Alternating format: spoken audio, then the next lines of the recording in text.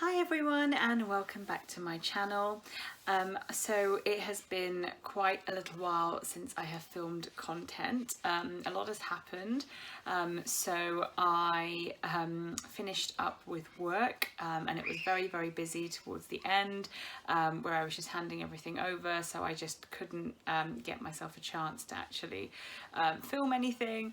And then I have actually been off for about 2 weeks now, but I've just been trying to make the most of every moment with my older girl who is 2 and 3 months. And we've just been having adventures every day, basically, which if you follow me on social media, you've probably seen. So I've been doing that, so I haven't had a chance to film content. However, I had an idea to film this video about packing your hospital bag and what to pack in your hospital bag, and essentially my husband was like, if you don't film this soon, you're not going to get to, because you're going to give birth. And he's completely right. So I am 39 weeks pregnant now, this Sunday, so it's really coming up now. And I did have Amia at 39 weeks, so let's see. So I figured the sooner I get this video filmed, the more likely it will actually happen. So yeah, without further ado, I'm going to show you what is in my hospital bag, what I've packed, so that you have an idea of the kind of things that you could potentially take to the hospital. I also wanted to note, so I am actually planning on having a home birth. However, even if you are planning to have a home birth, you should always keep your hospital bag packed, just in case, for two main reasons. One, obviously things might not go to plan and you might have to be rushed to hospital. Fingers crossed that's not the case, but if so, at least everything is there and packed and ready to go. But also secondly, actually packing it all into one bag and having it in one place is so much better, because everyone knows where to go for those things, whether it's dad, whether it's whoever your birth partner is, or whether it's the midwife. You know, you can just point at the bag, because whilst you're in labour, you're not going to be able to find the things that you need, or go around and try and get from the kitchen the snacks that you need, or you know, baby sleep suits out of the drawer. It's just going to be really difficult to do, so it's good to just have everything in one place, regardless. Okay, so the first thing I want to show you is that this is literally just a normal like travel suitcase bag. It is just one of our old ones. It's probably kind of in between a hand luggage and a suitcase kind of size. But yeah, just any bag will do that fits everything that you need. But this is the one I found, which was a good size. So I'm just going to open it up and show you. So the first thing that's right on the top are my blue notes. So the hospital I go to, this is kind of your Bible. Every appointment that you go to, definitely when you're in labour, they refer to this. They don't have computerised notes just yet for your medical records during pregnancy, so it's really important that you have your blue notes. And I have it right on the top of this because obviously I've got lots of appointments still, and when I'm having my appointments I can then just go in, grab the notes and then put it back when I'm done. So yeah, that's the first thing I wanted to talk you through, is the notes, the hospital notes, because they're really important. Cool. And then after that I've got shower curtains. So this is only if you're having a home birth, and I've just put them here so that they're there for when it happens. But yeah, you need shower curtains just to for kind of ultimate waterproof protection of whatever or wherever it is you're going to give birth, whether it's on the floor or the bed. I plan to do it in the bed, so I'm going to put these all over the bed. So that's what they're for. And then everything else in here now is the stuff that you would take for a hospital birth, and it's just there just in case. It's divided up into kind of two sections. One is stuff for mum and the other is stuff for baby. So I will talk you through each section now. Okay, so the first thing I will go through is snacks. So snacks are really important, and just food in general and hydration. So labour can be a very long process. Now I'm hoping to do you know, even if you were going to the hospital, you want to do most of it at home, but it's good to just have snacks on hand. So I've just got things that I know that I'll be peckish for. So I've got some Wotsits there, like 8 packs of those. I've got some bourbon biscuits, so anything with a bit of sugar is always really helpful for energy. I've got these Cocoa Pops bars, but I've also actually got in there some Naked bars and some actual cereal bars as well from M&S there. So just a few different kind of cereal bars and stuff just to keep me going. These are all things that are really easy to eat during labour. They don't require any prep, and they're light and not too filling, but just enough to keep you going. So then I've also got isotonic drinks, so you can get Lucozade. I've just got these Boost drinks. They were like 50p each, and these are great for labour. You can also just have water or whatever drink of choice that you want, but you definitely want hydration, and I would highly recommend isotonic drinks because energy, you're going to need energy, you're going to need stamina, and these really helped me out last time. So that's kind of it for snacks and drinks. And then when it comes to actual stuff for mum, so I've got some comfy clothes, basically is the first thing. So just some comfy things that I know that I can nurse in. Like if you are in the hospital for a couple of days, you know, you want kind of, I'd say 3 outfits that are just really comfortable, really loose. Maternity clothes if you can, because you will still have your tummy, because your uterus won't just shrink like that. So just something, yeah, just really comfortable things that I can also access my breasts in, so I can breastfeed. So I've got quite a few kind of just like loose t-shirts, that kind of thing. I have also got some specific nursing nighties that I bought on Amazon, and I lived in these for the first few weeks after baby was born last time, and they were really good. I think they were like a tenner for a pack of 2. And they're just great. They're just these really loose fitting nighties with just really easy access to your breasts. So they were really useful last time. So I've packed them both in here for this time as well. Then what you want as well is, if you're going to be in the hospital especially, is you're going to want either socks or slippers. I'm not really someone who likes wearing slippers very much, so I've just got 2 pairs of socks. Just got a roll of toilet roll. I just think it's always helpful. Tissue is always helpful. Got lots of pants here. I won't go into them, but they're basically just really loose. Some of them are 2 sizes too big. Deliberately kind of just my oldest like pants, I guess. One thing I actually did do last time as well was I went on Amazon and I found, I'm usually a size 10, I found these size 14, they're just kind of like plain black briefs, and they were so comfortable, and it was like £3 for a pack of 10. Buy them. You know, they say disposable panties, but that to me is the same, you know, something that you can just chuck away afterwards. Post-birth, there's a lot of stuff that goes on in that area, that some of it, you know, it's gonna just basically don't wear your best underwear. That's not what you want to do. You definitely want things that are loose fitting and comfortable. So I've got like 8 pairs, I think, because you just don't know. Cool. I've also got myself a towel, so if I want to have a shower at the hospital or anything like that, I've got a towel for that. So that's really important. What else? So we also have, very important, nursing bras.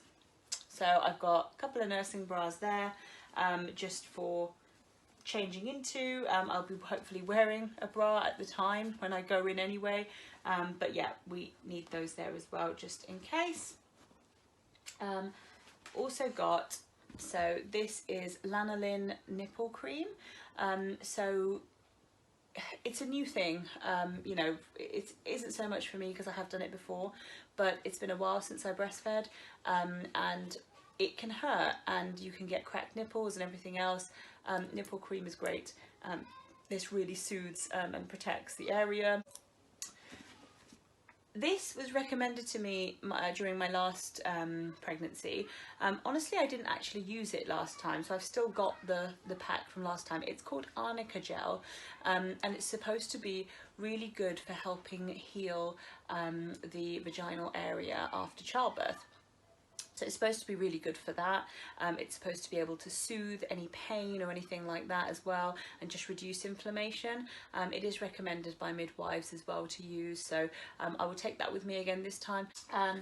I've got some paracetamol there as well. So this is obviously great for initial pain relief when you're in early stages of labour, but potentially after as well. And it's perfectly safe to use whilst pregnant, whilst in labour, and whilst breastfeeding. So paracetamol is the kind of go-to choice of painkiller, and it's good to keep some in there. I've also got my inhaler just in case, so it's always just good to keep any kind of personal medication on you, obviously. So that's all in here as well. Carrying on with stuff for mum, so maternity towels is what these are. I just got these from Tesco. I would recommend getting the maternity ones because it's made for after pregnancy, and I'm telling you now, you know, your normal kind of menstrual pads aren't going to cut it. You're going to need something stronger and thicker. The hospital do give you some great ones as well if you're there. Obviously I'm planning on a home birth, so I need these for at home anyway, but also just, yeah, I definitely take your own maternity pads as well. Okay, talking of pads, I've also got breast pads. I've just taken them out of the box. I know that my breasts will leak. They always have. They did for the first 6 months of me breastfeeding. So these will be really useful, and it's always just good to have. I've got a lot because I know I get through a lot. And essentially what you want to try and do is plan for like the worst case scenario, you know, a 6-7 night stay in hospital. Hopefully it won't happen. You know, I came out same day last time and didn't touch any of my stuff, but it's worth just having it all just in case. Okay, and then I have got a little wash bag for myself, which I created. So in the wash bag, I will go through what's actually in here. I've got some of my contact lenses.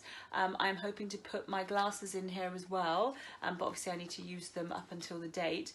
But if I did forget them, at least I've got my lenses. I have got a little soap as well. I have got a moisturiser in there. I've got a mini shampoo in there as well, which kind of doubles up as a bit of a shower gel. I've got a little toothpaste in there. I've got a disposable razor. I've got this little travel toothbrush, which is quite handy as well. And I've actually put in a little bit of Vaseline, just lip balm. And I've also got some hair ties as well, which are super important, because if you haven't got a hair tie on you, that's what you're going to want to do, is tie your hair back for sure during the labour. And do you know what, I've put in a little bit of eyeliner. Probably won't get to use it, but I figured if I am going to have some pictures and I'm at the hospital and confined, this is probably the one thing I'd want to be wearing for those pictures, so I've put that in there too. Cool, so that's what's in my little wash bag, and those are kind of the essential things, like especially soap, toothpaste, toothbrush, a little bit of moisturiser, just the things that make you feel human when you're using the hospital showers. So that's what is in there, and that's all in one little place, which is nice and useful. And so now I'm going to go through the things that I have in here for baby. So this is obviously very important. One of the things that is not in this bag, but is probably the most important thing for you to take to the hospital, is baby's car seat. So baby's car seat is of course in the car, ready to go, in my husband's car, because he will be the one that drives us there. I will not be driving whilst in labour, obviously. So that's all ready to go. A lot of hospitals will not let you take baby home without the car seat, which makes sense. Like, baby needs to go in the car seat. So I can't emphasize that enough. Make sure your car seat is in the car. Okay, now that that's done, I will go through the other things that I have for baby. So we've got a blanket for him. As it's summer, this is quite a thin blanket, but yeah, take that with you. I know it seems, you know, even in the kind of the hottest heat, you know, will I need a blanket? Baby will need a blanket, okay? Babies can't regulate their own temperature. They need to be a lot warmer than you do. They will need layers on, they'll need the blanket on. They just can't cope with the same level of cold that we can. Okay, I have a pack of newborn nappies for him. I would just like to take a minute to tell you that these are the Lidl nappies. They're a size 1 newborn. They cost 79 pence for 24 nappies, and they are by far the best nappies I have ever used, hands down. They never cause nappy rash. They're super soft, super comfortable, really easy to use. Never had like an explosion in them or a leak or anything like that. I think they are the best quality, the most gentle on baby skin, and the cheapest. I do all my shops online, but I will literally go to Lidl just to buy nappies, and I will take time out of my day to do that because Amia's skin has been brilliant in them, and they're just so great. I can't rave about them enough. Lidl nappies. So I've also got some talcum powder. I have got some baby wipes in here as well. These are the Johnson's Extra Sensitive. I am planning on trying to just use cotton wool and water on baby initially, but just in case, I have a packet of wet wipes in there as well.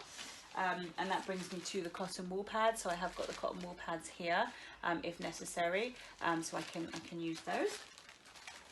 Okay, and then in terms of outfits for baby, so I've got, let's have a look.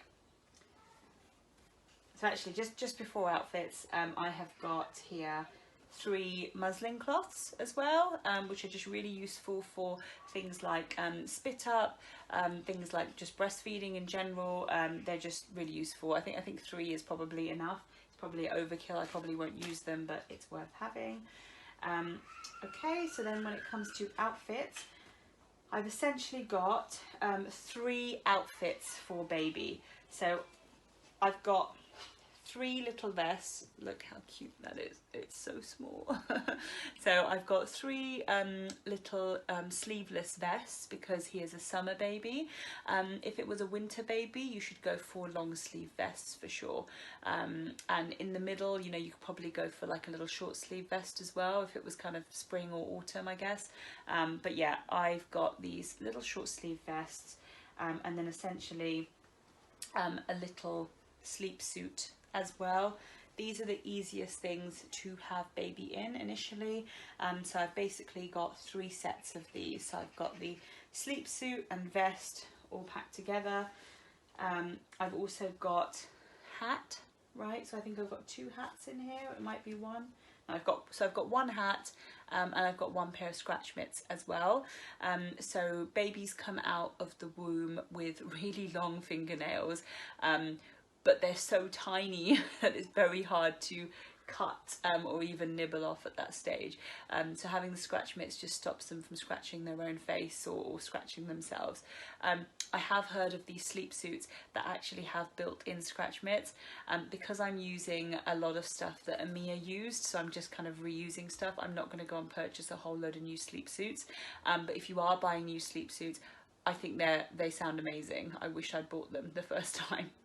The built-in scratch mitts, because they will pull these off, and these do come off. So that would be my recommendation. A hat, of course, is needed because their head is just so sensitive. They'll get cradle cap. My babies will probably be born with hair, so I don't think it's as much of a necessity. However, it's good to have, especially if it's a little bit cooler or it's the night. It just keeps their head warm. Yeah, so as I said, we've basically just got the other 2 sleep suits there. So the way I'm stacking them is sleep suit, vest, so that everything is together and in one place. And I lied, I've actually got 4 sets just in case. So I think that's fine. I've essentially got 3 sets for the hospital, and then like just a little going home outfit as well. That's quite important. It depends on how you feel about it. I've just got a nice little sleep suit for him to come home in. But yeah, a going home outfit is essentially just what you're going to bring them back in. And finally, one thing I did forget to say is my labour outfit is actually in here as well. So what you want to wear during labour. Now, I packed like a really loose fitting, it was one of Liam's t-shirts basically for last time, and I never got a chance to put it on because labour came on so quickly, and I was already in actually one of Liam's other t-shirts, it so happened, and I gave birth so quickly that I didn't have a chance to change into a labour outfit, which is fine. But if you've got an idea of what you'd like to wear, you know, something that's relatively loose fitting, that gives the midwives access to your lower region, so something like a dress or a long t-shirt is good. Something that you just feel comfortable in and you're happy for it to get messy, essentially. So I've just basically packed the exact same t-shirt that I gave birth in last time. It's just one of Liam's old t-shirts, but it was really comfortable and I just feel a bit nostalgic about it. So I'd like to hopefully wear this during labour again this time, but I might not get to it again. So we'll see. We will see, but it's well worth having something there because you don't know when it's going to happen, and if you're wearing something that is quite constrictive, or you know you're out somewhere or you're doing something different when it all happens, at least this way you've got something to change into before the contractions really get going. Okay, so that's it. That's my hospital bag. That's everything in it. I hope that gives you a bit of a checklist of the kind of things that you should be taking to the hospital with you. And again, remember, even if you're having a home birth, I would highly recommend that this is still packed. The midwives will tell you that anyway, but just make sure it's all packed and everything is ready to go. But yeah, good luck with your birth, and maybe the next time I post content, I might have a little newborn with me. So wish me luck too. Thanks so much. Please do comment below, like, and subscribe to my channel.